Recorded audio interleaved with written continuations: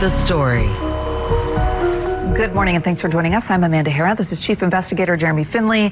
And Behind the Story is an opportunity for us to talk to you on a deeper level about some of the stories that we've covered. And your investigation last week, Jeremy, I think was a stunner for a lot of people. Essentially, the headline is, you could be sober, but still charged with driving under the influence. Right. It is so astonishing to us, even after we found these cases, that it's hard to believe that it happens, but we have found that it does. Metro Nashville, police, fire, medical. I was sexually assaulted by this guy, and he sexually assaulted them. seems like he's a very dangerous person. Like my girlfriend's very concerned for her safety.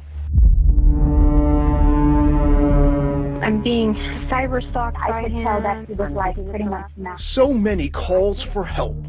There's something so uniquely sinister about him. So many women filing police reports. I had tears going down my face. All about the same man in Nashville, Tennessee.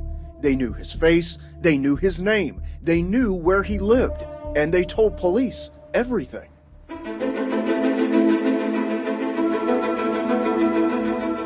All the while I'm saying, I don't like this. You need to stop. You need to let me go.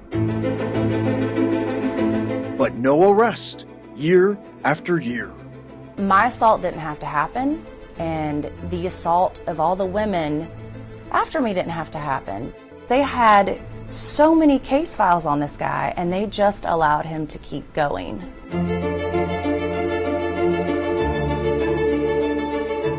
So why didn't police arrest him? Why didn't the state revoke his license? The answer to those questions were hidden in police records, internal emails, and recorded calls with police. I don't generally like us telling people this, but I can tell you I've had multiple reports on him. Evidence ultimately obtained for the first time by WSMV4 Investigates. What we found was a flawed justice system that failed dozens of women. When you review how this case was investigated, what's the word that comes to mind for you? Lazy, drop the ball, incompetent. This person was a predator. I think he's a predator. I had no idea that I was going to a predator.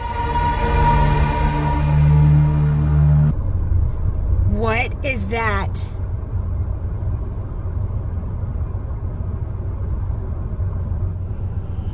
Well, it may look like a bright-burning, slow-moving meteor that was moving across the sky and caught on camera last night in Mount Pleasant, Tennessee.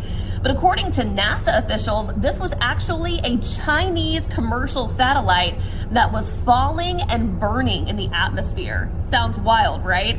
The giant fireball was caught on camera all across the southeast, with reported sightings from Arkansas down to Florida. Your news for the state of Tennessee in about 10 minutes. Tennessee in 10 starts now. We're going to start in East Tennessee, where two deputies came under fire from a man the sheriff says was ready for battle. I'm Whitney Turner in the WVLT newsroom. The Blount County Sheriff is breathing a sigh of relief today. By the grace of God, these deputies are still alive. I'm Ariana Poindexter. Here are your top stories from West Tennessee. The Shelby County Health Department is alerting people to an alarming rise in new HIV and syphilis cases in Shelby County. The video shows Morgan Wallen being arrested after police say he threw a chair from the 6th floor of Chief's Bar, which is on Broadway in Nashville. Police say Wallen almost hit officers who were standing in the road below. Alleged gang members arrested in an effort to cut down on crime in South Memphis. Take a look at this body cam footage from Memphis police. Come here, baby. Oh, this makes me so mad. A Marshall County nonprofit found 28 cats and kittens dumped on the side of the road in Belfast.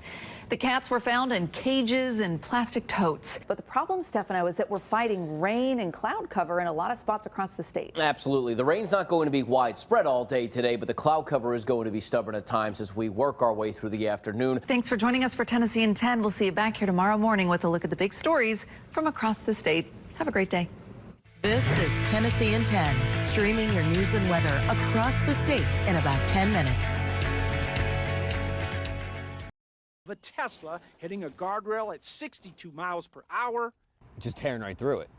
And exposing a new roadside danger for thousands of Tesla owners across Tennessee and the nation. And you're going to see the officer rear his arm back and punch Henderson in the head. Henderson goes unconscious, and the officer continues his arrest after that point. Police said in a statement that they had no idea Henderson was the subject of a sober alert during that whole thing. And Tracy, police tell us the officer handled the matter in the way he was trained and in accordance to department policy. 2 people were shot just outside a plant in Livingston. We have just confirmed that the suspected shooter is now in a standoff with authorities on I-40 near Knoxville right now. We're going to take a live look here at TDOT cameras showing the scene. So this has the interstate closed in both directions. This is in Roane County.